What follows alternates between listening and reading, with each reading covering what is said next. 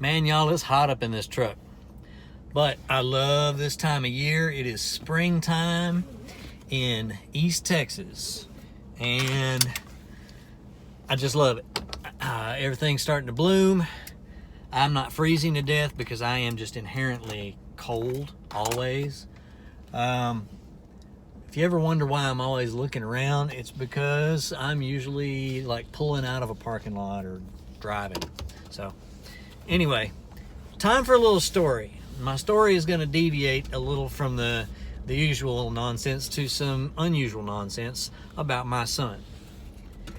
I have, and I'm going to have to start telling these just like this, stories about my son that go way back. I mean, he is just story after story after story. So, first one that comes to mind. My son. I'm in the house, and the back door sort of flies open, and he's hunched over, and I really need to be like, I guess, doing this with the visuals and everything, but I can't. He comes in hunched over forward, kind of like a little old man or something.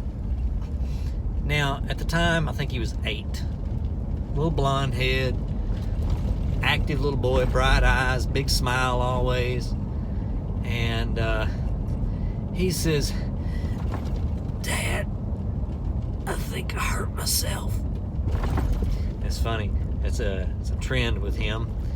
He's always, I think I hurt myself. I said, "What happened?" He said, "I was bungee jumping off the porch." Okay. So we had a back deck off the back of the house. And this deck, just an average wooden deck. And from the top railing, the handrail, to the ground off the back side of it where he was trying to jump was probably about 8 feet or so. He had tied a rope around his waist and then tied the other end of it around the top rail of the porch. Decided he was going to bungee jump. Well, fortunately for him, he tied the rope too long and just wiped out, and I guess it kind of yanked him a little bit. But good heavens, if he'd have tied that rope too short, and I mean, it could have broke his back. But you know, that's just the way it is with him. And you know, so we told him, "Don't do that, it'll hurt you." And man, it wasn't but a little while later, I could have been weeks, could have been months, I don't know. I come home from work one day, and my wife's telling me how he was caught trying to bungee jump out of a tree. We had pine trees along the drive, and he had tied the rope into the top. He was up like maybe 30 feet in a pine tree, and his uncle caught him. He had that rope tied around his waist again, tied around that tree.